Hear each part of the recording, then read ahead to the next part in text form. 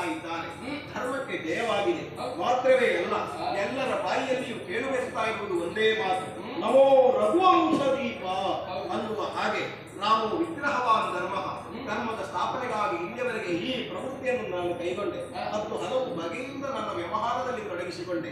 ಲೋಕಕ್ಕೆ ಧರ್ಮದ ಉಳಿವಿಗಾಗಿ ಹೋರಾಡಿದೆ.